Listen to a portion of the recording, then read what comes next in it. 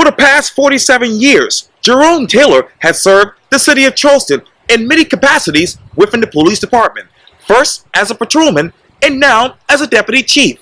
I speak exclusively with Jerome for the special edition of Quintin's Close-Ups. And if you haven't already, subscribe to my YouTube channel and download my free Quintin's Close-Ups app in your Apple or Google Play stores. Deputy Chief Jerome Taylor, welcome to Quintin's Close-Ups. Thank you. Glad to be here. Yes, sir. I know for a long time you wanted to be interviewed by me. Yeah. And here we are. Yeah. It's wonderful. Wonderful.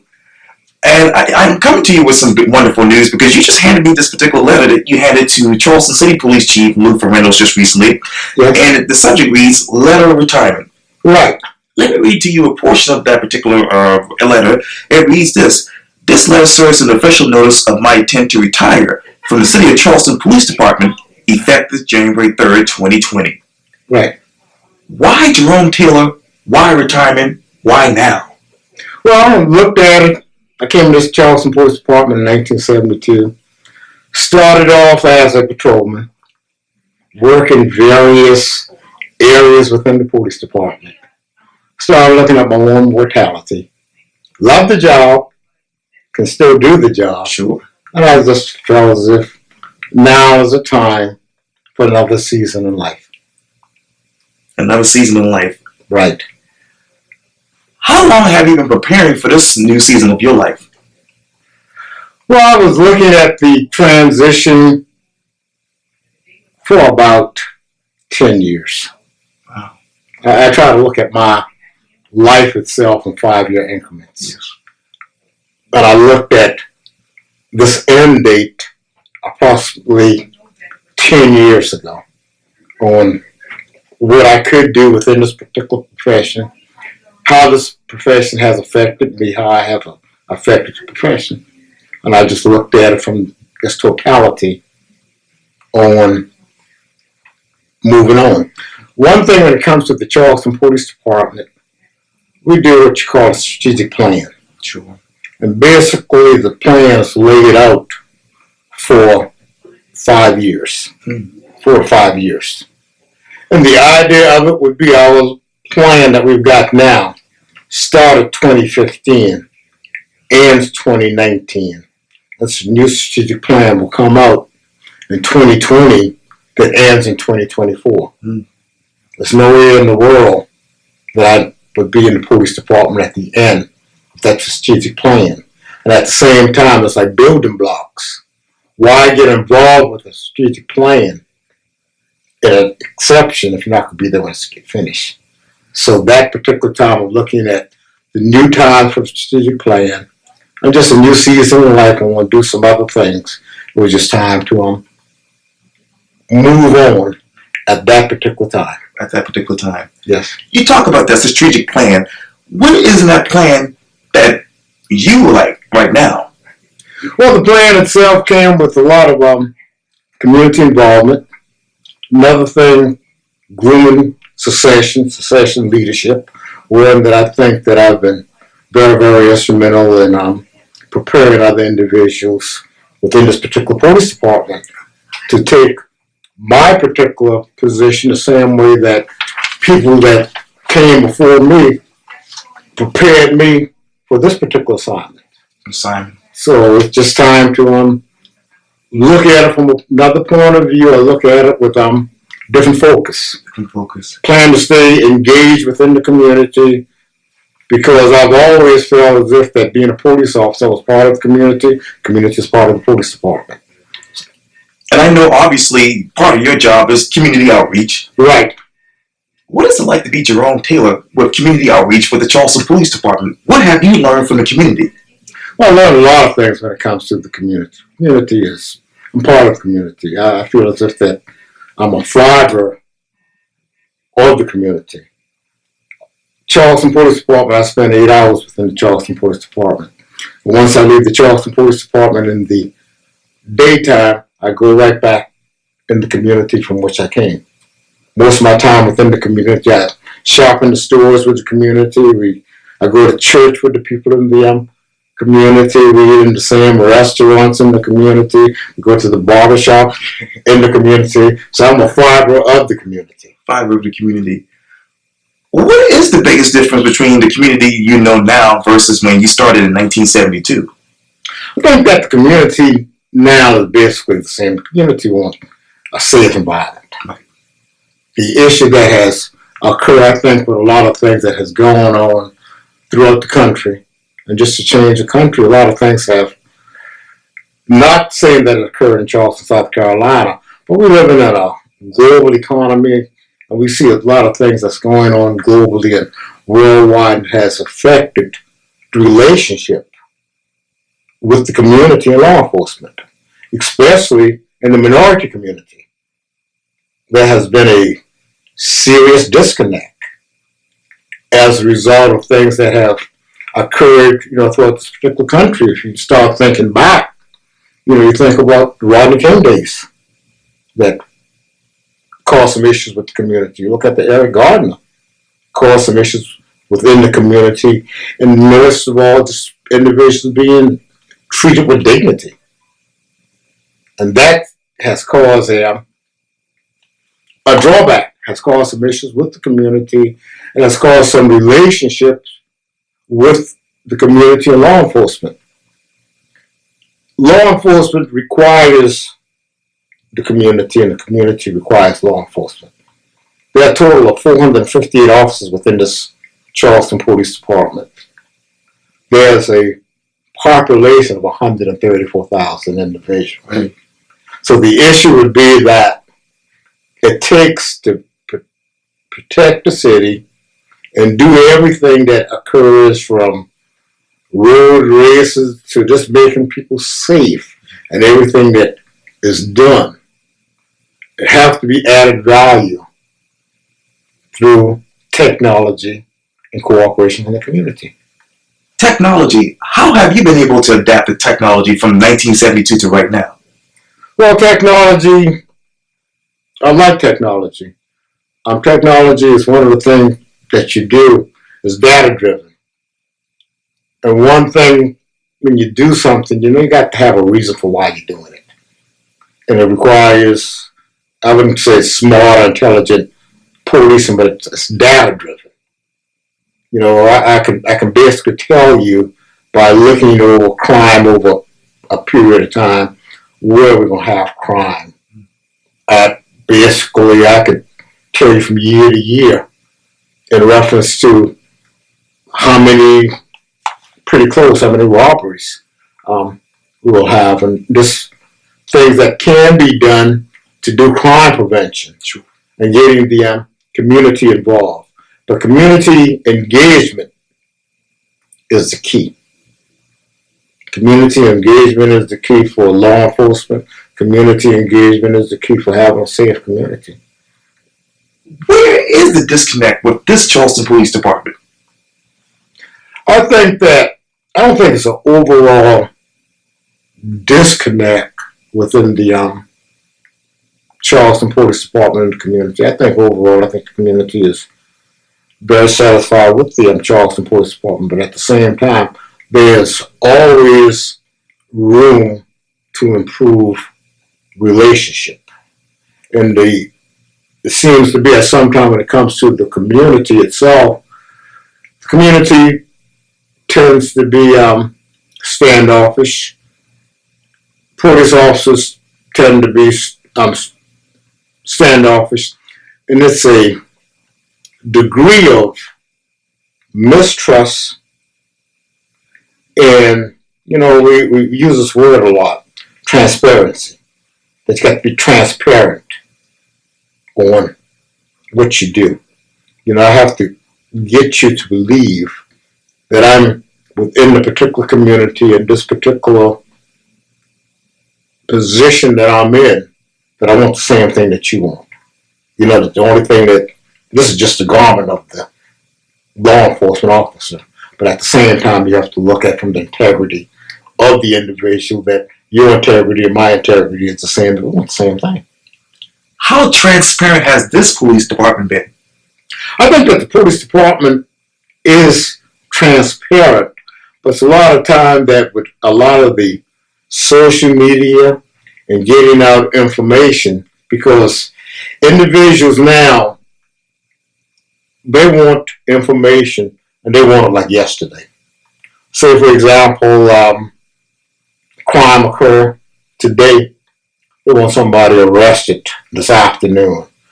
And, you know, you got a lot of forensics, a lot of science, there's just a lot of technology involved when it comes to constitutional law. Sure. And the only thing that I try to tell people when it comes to the Charleston Police Department, just like any other police department, they must operate within the United States Constitution and do justice and do it equally, procedural justice. There's a tendency within the community that people do not believe that justice is spread out equally. Some individuals think that certain things happen in some community and certain things do not happen in other communities. But mainly when it comes to it, communities are policed by what the community is willing to tolerate.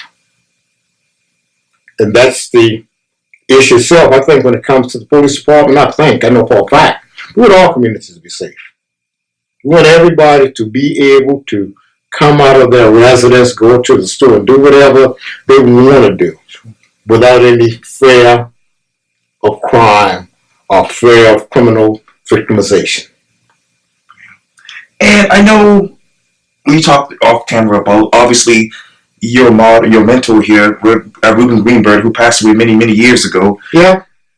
And I'm wondering, from the time that Chief Reuben Greenberg was police chief here at this department to right now with Luther Reynolds, how would you describe the leadership of the Charleston Police Department? But when it comes to Reuben Greenberg came within this police department in 1982. And if you start thinking back in the 1980s, a lot of things was going on. Crime was running rapid. Drugs was running rapid.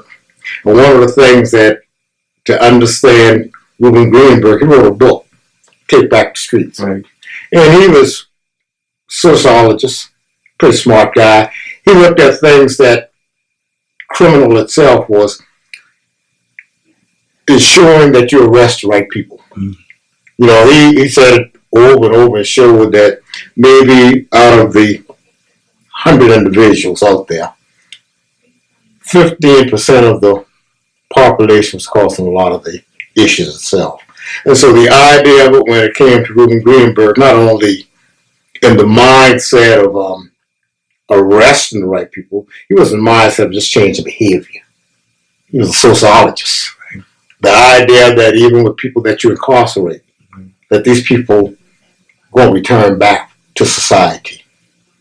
And the idea of it was that, you know, he was not an individual who believed in putting somebody in and just warehousing individuals and, you know, send them to jail forever. But he has no problem with that. Or some of the individuals, because the time fit the crime. Sure. And that's the way it should be. But he strongly believed in rehabilitation. When individuals who committed crime or did something that society didn't expect, that these particular individuals should have an opportunity for redemption. So he strongly believed in that. He was a harsh, he appeared to be pretty rough type individual, but deep down inside he had a very, very soft heart for individuals. He just didn't tolerate crime. He just believed in treating everybody equal. You know, in his particular mind, he put in the mindset if he was a criminal, he was a criminal. It had nothing to do with race. Race did not play a part in his particular operation. He was an individual when it came to technology. He brought a lot, went around the world looking at different things for the State Department of doing technology. He was, like you see the amber lights on police cars now. Right? You know, that wasn't there 50 years ago. That was something that he came back, he placed on the vehicles. Another thing that we started thinking about within Greenberg, and one thing within the Charleston Police Department is treating people the way that you want to be treated. If they were in the same situation, if a family member was in the same situation, treat them right. One of the things that he strongly placed in our hearts and our mind, profanity. Profanity within this particular police department is definitely not tolerated. The issue would be that at the same time that if you was coming here and use profanity towards me, is not to go down to your particular level, to bring you up to my particular level. And by being a police officer, I'm the person who just want to be fair and be equitable on the job that I do. Now, are many of those officers following in your footsteps as far as being fair and equitable in your mind? Well, within my particular position within the police department, I've been in all the positions within this particular police department. And not the idea that I'm able to weed those particular officers out, but normally if you take the requirements of the job and the policies and everything, but individuals look at some of the things that will not be tolerated. Individuals make a decision that we operate off policies, we operate off rules, and the issue would be that if you violate the rules, you violate the policies. You can't break the law and enforce the law. So that's the mindset of the expectation. The expectation that you do the right thing, that you treat people the right way. We're not perfect. People make mistakes. But at the same time, we try to train them, try to get them out in the community, meet the people. Understand the people that you are policing. Or understanding from a humanistic point of view. Getting them engaged.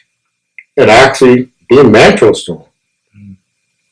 And the individual that just want to adhere to the public expectation or adhere to the expectation of the agency, eventually they leave. Because we're going to operate off the Constitution and do what is right. And you talked earlier, obviously, about policies. What new policies are going to be involved with the new strategic plan with this police department? One of the things that they had an audit done within the police department. Sure. And one of the things that they did a racial bias audit for the Charleston Police Department. Sure. And one of the things that they came from the outside and they looked within this particular agency, had outside eyes looking within this particular police department. We were doing a lot of things that within this particular audit, but at the same time when an audit is done, you don't criticize it because everybody can improve when you start looking at things from a different way. One of the things that we have done within this particular police department, when President Obama came with 21st century policing, and what we did, we took under that particular mandate came from the President Obama, we compared ourselves with other police agencies within this particular country. We compared our policies on a lot of things that we were doing and not doing. A lot of things when you start looking at this particular audit itself is mainly the lack of being able to gather the proper data. If you can't show something is occurring from a positive point of view, it's not occurring. If you can't document it. And the issue would be when it comes to the community itself. We do a lot of things with the community. Try to have a relationship with the community. I work with the church. I'm in the community all the time. But we can do more. And that's the greater thing, that we can do more within the community and taking with this particular audit in reference to training, relationship, getting the community more and more involved. That is what the new strategic plan is based on. We have already started working towards that particular end. And basically what we're doing with this particular audit, it's a new audit, but it's getting back to basics. There's nothing in here that I see that is not occurring or that we cannot improve on. So it's involving traffic stops and everything. We can look at from the point of view, but I would tell you like this. I think that one wrong stop is too many. It's not a quote on on the percentage of the population or using census data for police operation. One wrong negates all of that you should do the right thing, do the correct thing. And a lot of times when we do our studies and everything is based on census data, and the census is constantly changing. But when it comes to the police department, I think the police department, we need to remain flexible. And it's not the idea when we start looking at this particular point of view that it's going to take us 5 years to accomplish anything. Some of these things that already have been accomplished, but it's just the idea that where we want to go 5 years. This is the roadmap on the direction of this particular police department. It's nothing mystical or magical about Jerome Taylor sitting in this particular seat. The idea of it, they follow the strategic plan. And that's the plan of the police department. And it's building relationship, getting the community involved, and actually being a police department or becoming a police department that the community is proud of. Are you proud of this audit? Well, there's issues when I come within this particular audit. Somebody comes in and they point out a lot of things within the audit itself. The audit was authorized by the mayor. It was authorized by city council. These are individuals that are elected to represent people. Sure. The mayor is the boss of the city of Charleston. So the idea of it would be, I have no reason when individual criticize something that is being done and show areas that it can be improved. And yes, there is room within this particular organization to improve. I think there's additional room within this particular police department for this agency to grow. There are several things that we're doing within this particular agency that has been pointed out. A lot of it costs money. It's data driven. And the issue would be that the only way that you can look at things from the data driven, you must have the hardware and the software to collect that particular data and be analytical on what you're doing. Do you all have the hardware and software now? This is millions of dollars. And the issue would be that when you start looking at Charleston itself, and you start looking at the best practices that occur in law enforcement, some of the practices that occur probably in other cities not even applicable here. Okay. So you need to look at things as a model. And I think that what they look at when it came to the President Obama's 21st century policing was looking at methodology on how law enforcement could be improved through collaboration, of looking at what cause problems. Law enforcement at one time used to use the broken window theory. And we saw what happened with that. And communities stated that if you just took everybody and placed them in jail for a period of time, and the 3 strikes you out, incarcerating individuals. That was a good way of, I guess, cleaning the streets. But on the other side, when you look at it now, on hindsight, those were bad laws. But at the time that it was occurring, people didn't see them as bad laws. They looked down the road to see the effect on warehousing people and seeing actually who was warehousing. And the people that was being warehoused, you see that minority was being placed and incarcerated disproportionately throughout this country. And individuals that look at from the point of view on why, and a lot of the issues itself was not from a law enforcement point of view. When you start looking at the law enforcement of police, is very defined on the responsibility of law enforcement by the Constitution. There's a lot of things when it comes to individuals who needed substance abuse help, individuals who had medical conditions, and somehow, places start closing down, turn people out there, turn people out of society, and everything became a law enforcement or police problem. And police departments across this country was overwhelmed.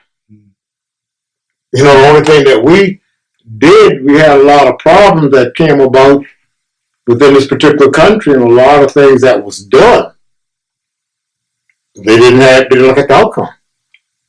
And that's why today, there's not a lot of things that happen today is not the cause of what they're doing today. That's from the bad outcome. A lot of good things came out. One of the good things I can tell you right now, body cameras. Yeah. I think that only person afraid of a body camera is a bad cop. I said that in the beginning. We had, from a law enforcement point of view, we had cameras all the time. Sure.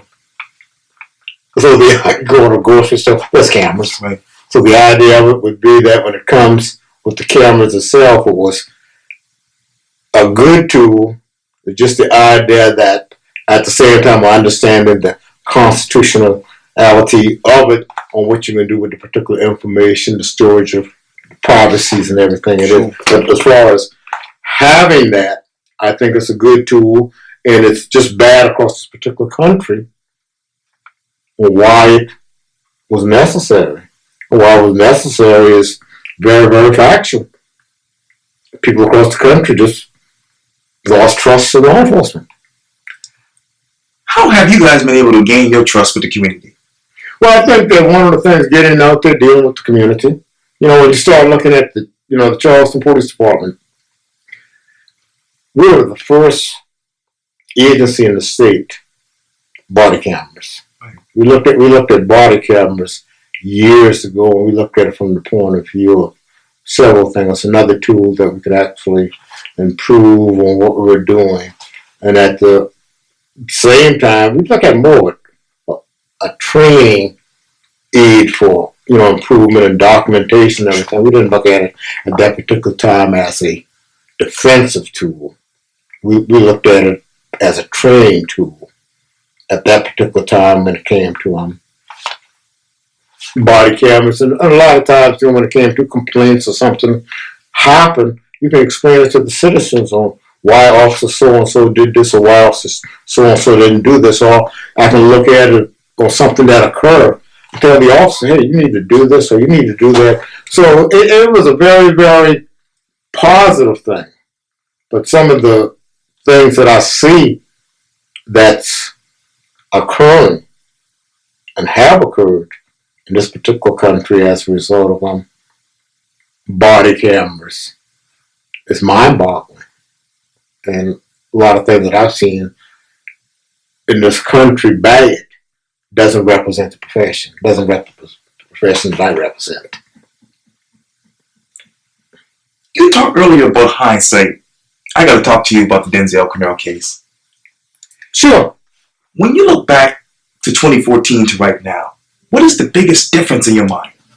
I think that when you start looking at the Denzel Cornell case, which I know about that particular case after you mentioned it, a lot of things during that particular time, thinking back, stop and frisk we never did stop and frisk. If you would recall, that was one of the things that was occurring at that particular time, just stopping people and frisking and everything. And the issue would come to, in that particular area of Bridgeview itself, was private property and a lot of things went on. But I understand the feeling of the family. I understand the feeling of the police officer, I don't think the police officer came to work. I know the officer very, very well. Came to work that particular day expecting an encounter, and I don't think at Denzel, everything expect that particular outcome. It's a bad outcome. And I think that when you start looking at it, the technology that's available today was not available then. And I think that if that particular technology was available today, on that particular date, as it is now, I think that the discussion would probably be a little different, because that particular case has caused mistrust and will continue to cause mistrust. I think that from the police department itself has been as transparent as it can be. And yes, we had, hindsight is always 20/20. If I knew at that particular time the blowback, and it's blowback because you're discussing it now, with that particular case, there are several things that individuals can say, if you had another opportunity, would you have done it different? Yes, I would. Yes, I would.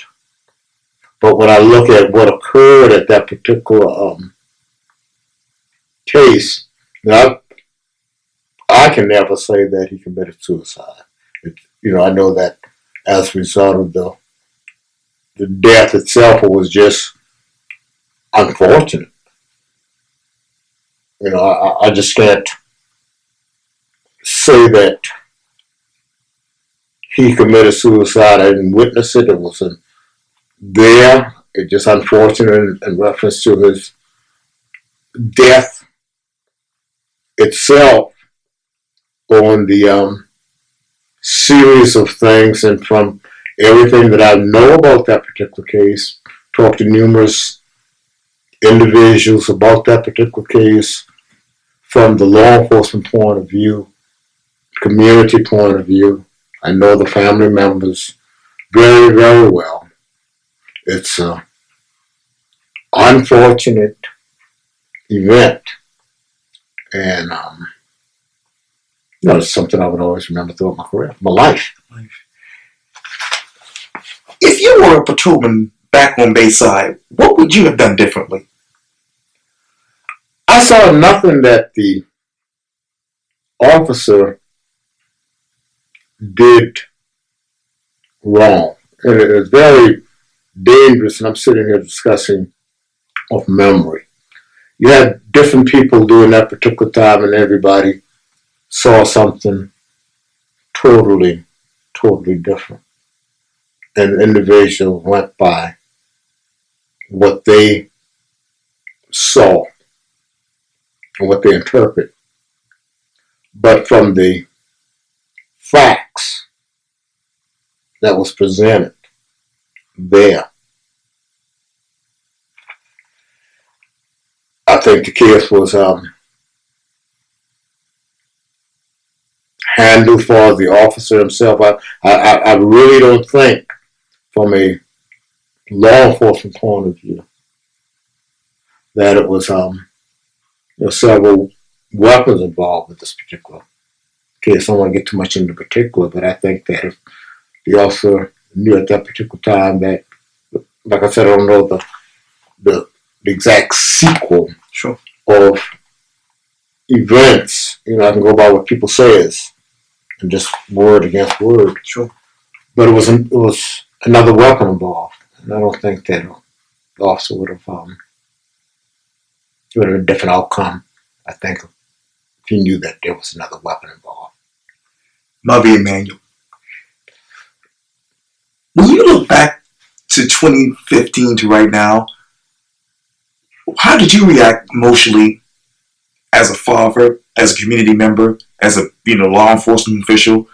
And how did you approach that situation as a law enforcement official? Well, I know why Mother Emanuel is strange. And the reason on that, I was I actually had another church in the community Oh.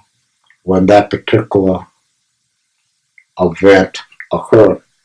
I am an AME, so I deal with the AME church a lot. And I think I was about probably the fifth or sixth officer there. Hmm.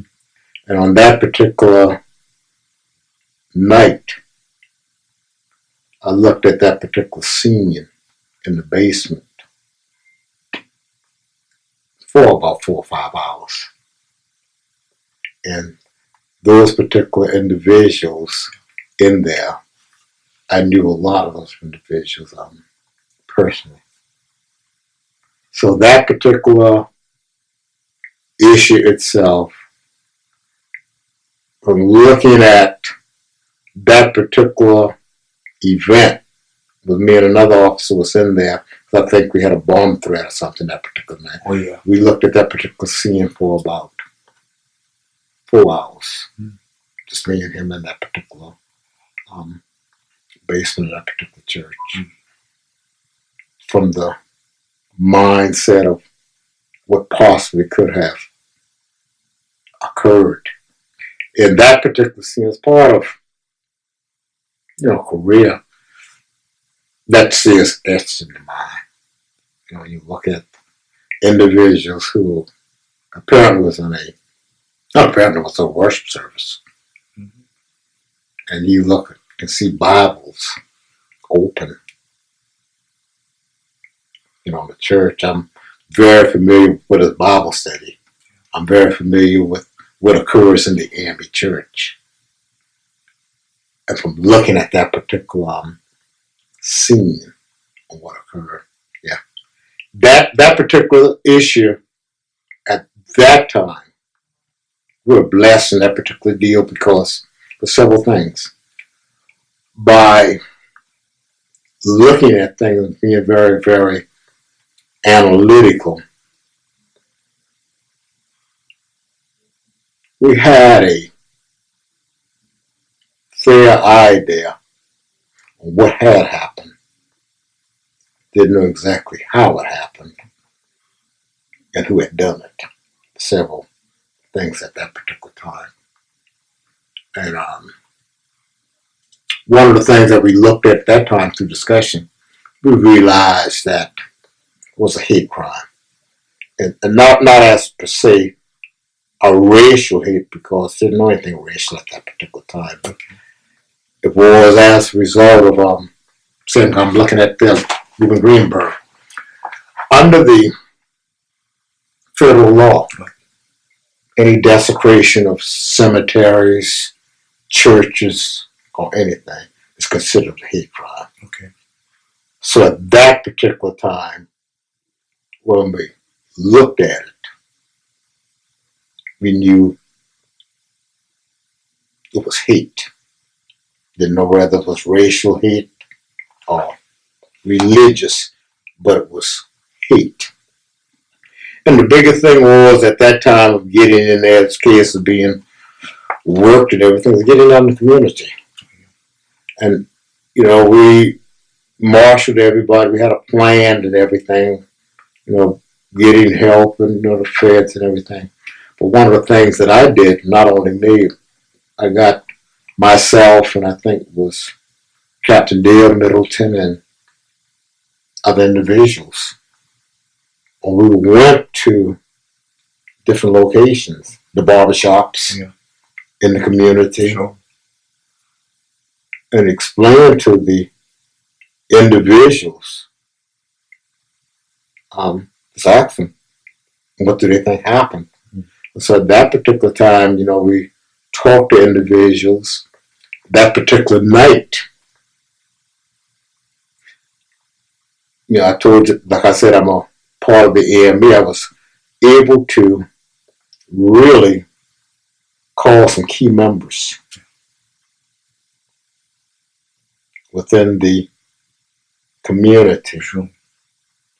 3, 4 o'clock that morning before it got into the national news, Right. and talk to them directly. Didn't give many names, but explain to them what had happened, and basically, as the information was coming out, I was able to call a lot of people that I knew, that I was able to relay information to them. And I think, if I recall, that particular day we had a worship service at Morris Brown at 12 o'clock. Right. And I basically knew, we just had to tie some things up. Basically knew who we were looking for probably about 5 o'clock that morning. Wow. Just to know who he was. Mm. So the idea of it was to let people know that had a particular suspect was looking at things and, to really, calm the community. Everybody, just like you've got influence in the community, call and say, look, this is what's going on. Be working on this. Things are in this particular direction. And I think that was one of the things the community galvanized and came together. So I think that the informal communication helped, because what we had done, the previous chief, Mullen, we had went around in the community. We had a pretty good relationship before. When something happened, it's too late to build community. Relationship. Sure. We went through the community talking to different individuals. So we knew different individuals who to talk to. We knew individuals who was in charge of congregation. We had new individuals who represent various labor unions. Sure. That these particular individuals and that they had trust. We had trust in each other. Sure. Have been transparent in different ways of being transparent to them. Gave them information. Told them what I knew without compromising the case Sure. itself. And they were able to get within the community on people who they knew and give them information. Mm. And I think that was one of the key things on things happening. And I think that it was very, very good, because what happened, I think that the people in Charleston, in a lot of the communities where people was expecting problems, would already talk to people within those particular communities. And I think that was talk to some of the people that I found out later I knew all the time that had a lot of influence in those particular communities. Mm-hmm. So things did not get out of hand, because the issue itself, a lot of issues, and we're still working through the monthly manual, Sure. continue working through the monthly manual. But the violence or whatever did not occur within the particular communities, because we had a lot of people who was talking, a lot of people who had information, a lot of people that had been transparent with, or we shared information. So it was one of the things of getting out there and talking not only to the community, talking to the police officers, explaining to the police officers, because we had officers out here that had never witnessed anything like that. I had never witnessed anything like that, but I've witnessed disturbance before. Mm. And but you have to be sensitive. And what you're dealing with, you're dealing with nitroglycerin. You don't want to take somebody to kick it over or shake it the wrong way. And so we were able to get on the community from the sensitivity point of view. And the community, came together and really pulled together as a whole. Like I've never seen them pull together like that. And when everything else was going wrong every place else, the community, pulled together. Pulled together. Describe to me the following one word: the Sulphur Superstore fire. Okay, you're calling all of the things so. Yeah, I was over at the Sulphur Superstore on fire. I think that on that particular date itself, I was coming out of Fraser Elementary at Camp Hope. Oh yeah. And me and Greg Mullen Right.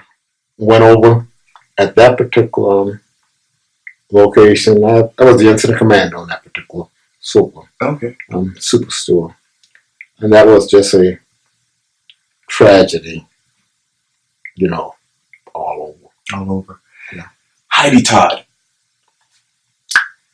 Well, I handled that particular case also. I was the incident commander. That was a very unfortunate case. All our entities came together towards a common goal. A case that could have had a bad outcome, but the community, all of the law enforcement, just all the partners came together and just worked it to the end. And it had the family is recovering and continue to recover. And most of all, was able to rescue and bring Heidi back home. That was one of the touching cases in my career. And obviously, right before that, there was the Virginia Zone King incident. Yeah, I was the incident commander for that one. Also, that particular case was very unusual. That was a incident where we had a individual went in there. Individual got active shooter. Right. Had one death, and we actually did a hostage rescue. I remember that. Which it was a high risk, a plan wherein that from an active shooter point of view, great support cast, we came together. We had a SWAT team. We had great negotiators. And it was just one of the issue of looking at things and making the decision through everything that we have been taught, that we had worked as a group. And it came off very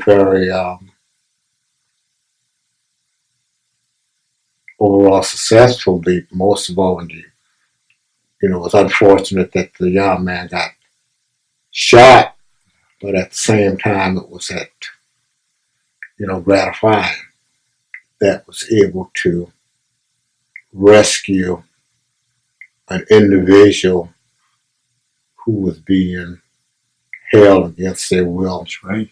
As a hostage. So yes, that was trying case in my career. I remember that. Obviously, you didn't become police chief. No.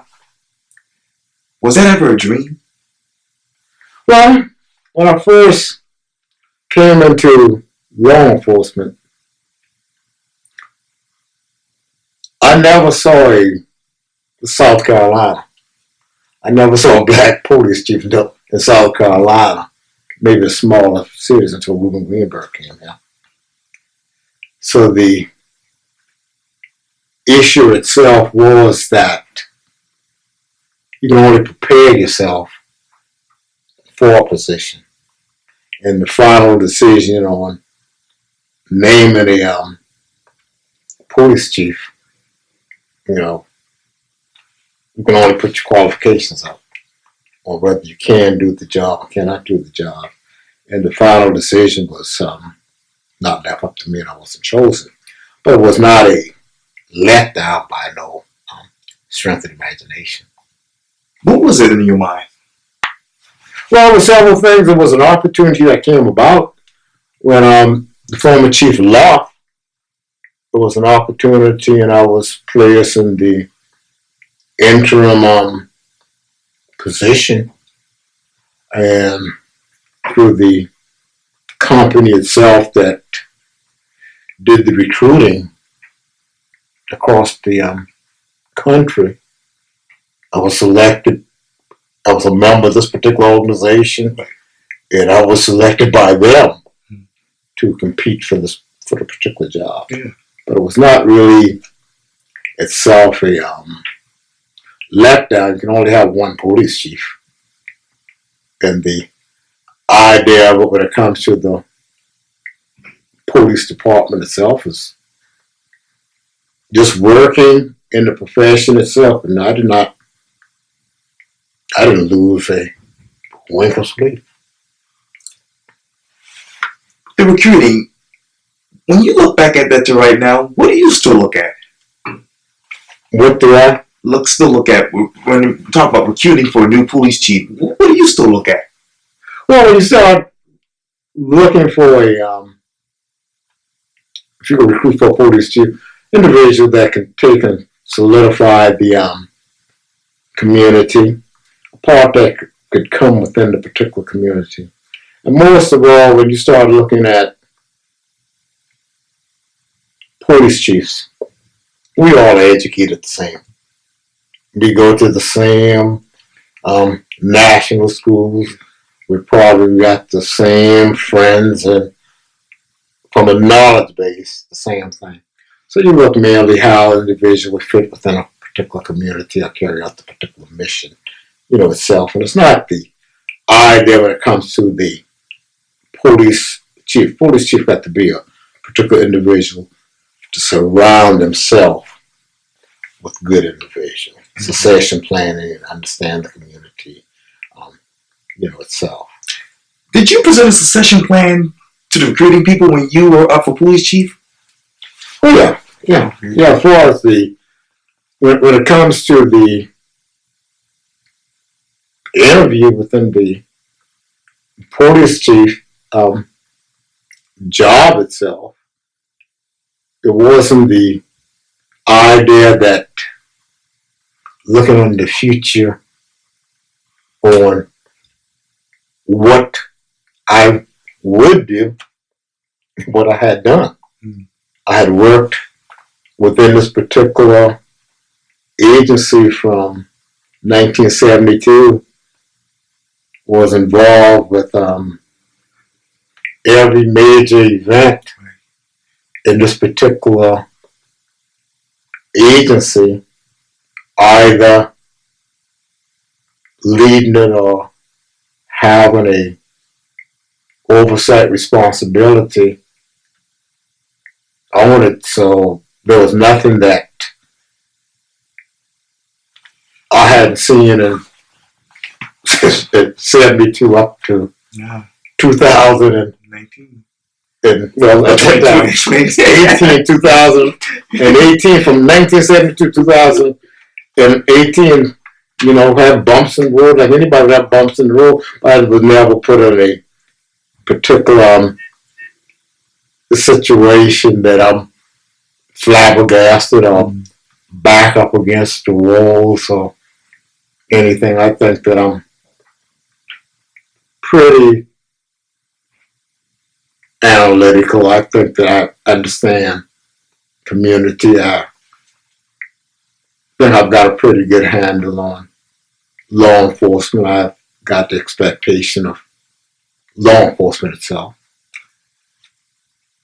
Is there any particular unsolved case, or for lack of a better word, unsolved mystery that you wish you could have solved, or closed or taken care of? Well, there's a lot of cases I could think of. I was my early career, 1975. I was involved with the George Payton case. That particular case still mystified me. Wow. That particular case,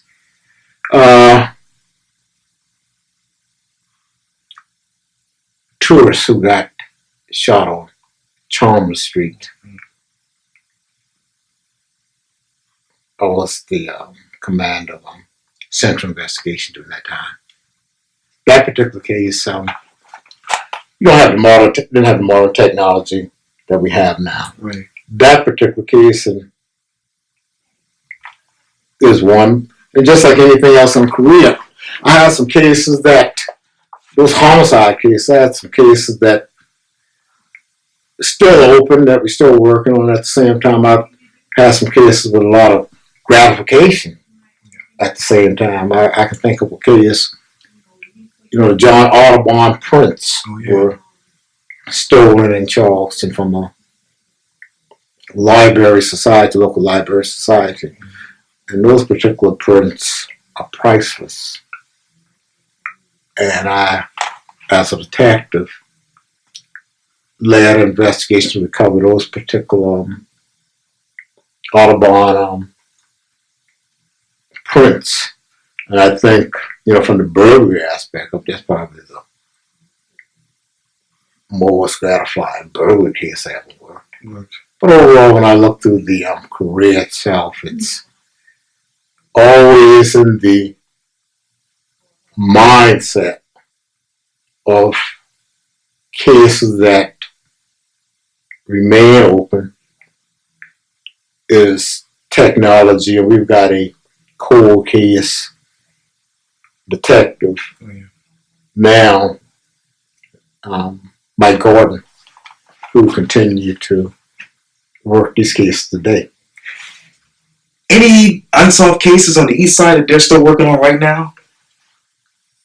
Well, a couple of homicides that I could think of when we had some females, black females were killed in Charleston back in the 90s. Yeah. Those cases are unsolved. We're still working on it. Tourist case, we're still working on that particular case. And just any time that, we look at it, if something should come, the activity should come, if we should get some additional leads and everything, we'll work on the case. But you keep in mind that forensic that you have now was not there then. And right now, the issue on solving one of this particular case, the solvability factor, time going on, it goes down. As you look at it. Right.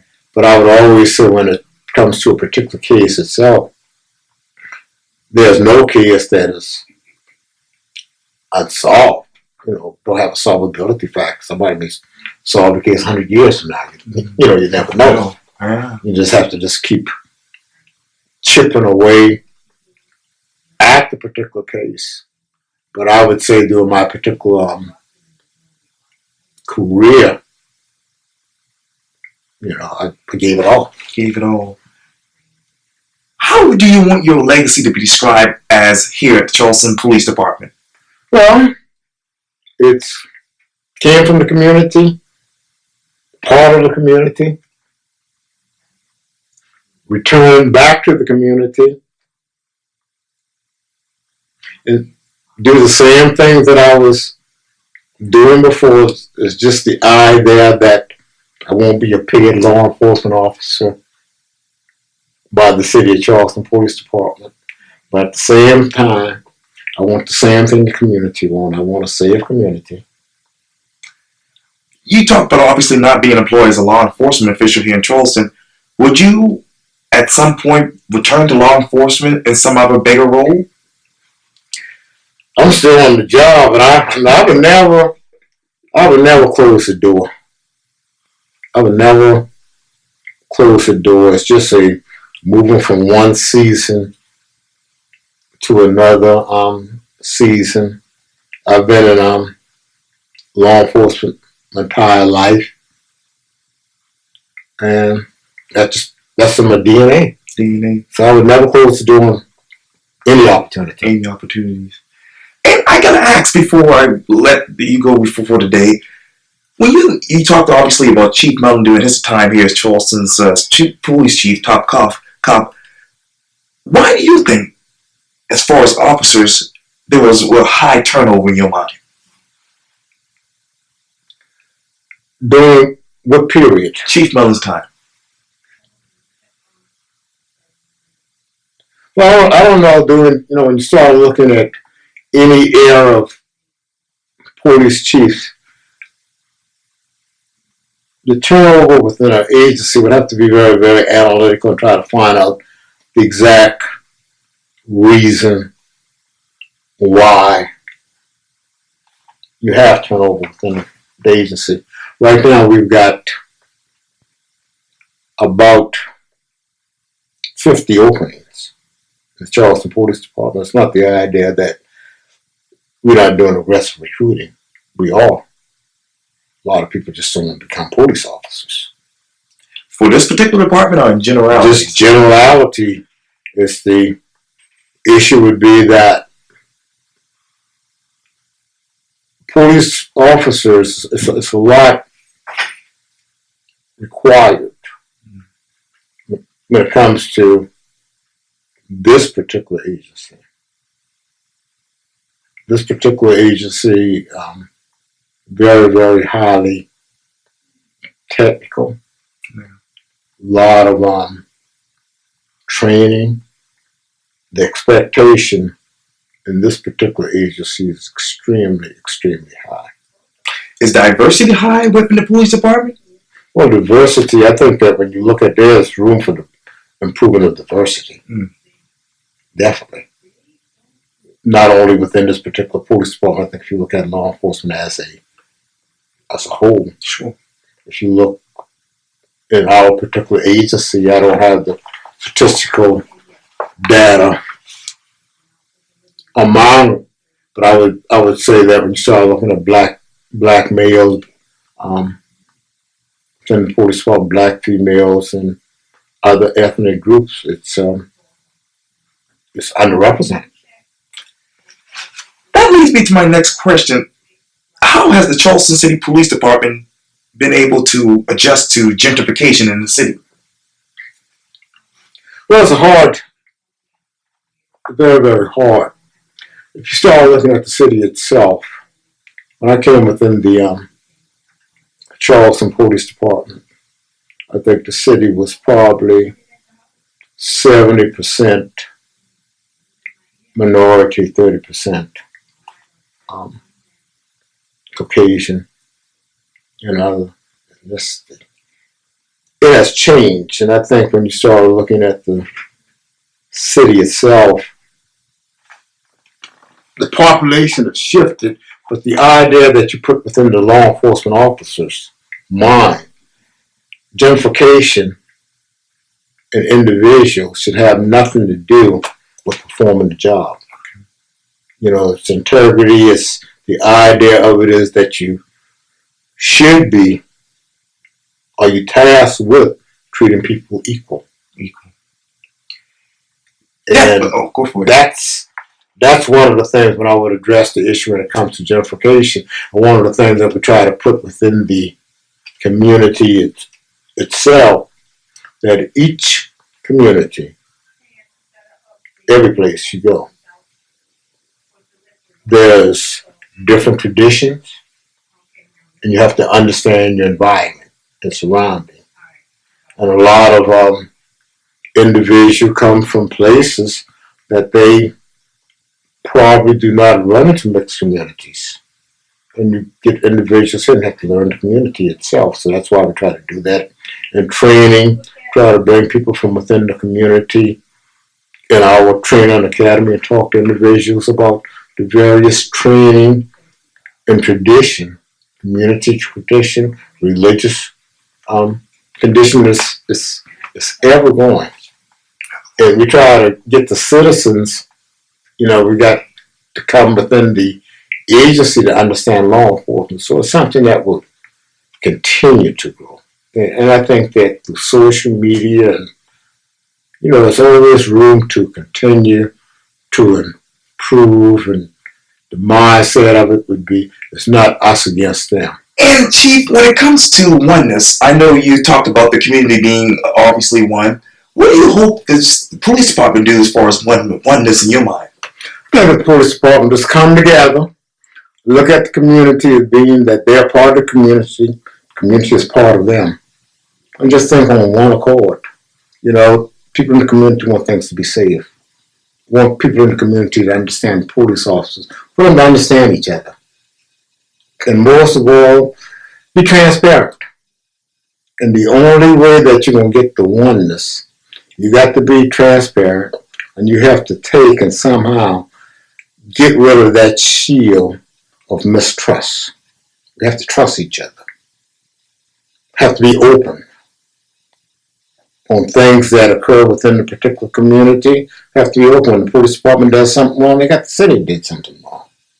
When the community things don't go right within the community must step up and just take us working together, because there will continuously be mistakes, but we have to learn from our particular mistakes. And if we work together, I think Charleston can be a better place for us. It's a good place now, but it's always room for improvement. Deputy Police Chief Jerome Taylor, thank you so much for your time. And again, welcome to Quintin's Close-Ups. Thank you. You're welcome. Okay. Yes, sir.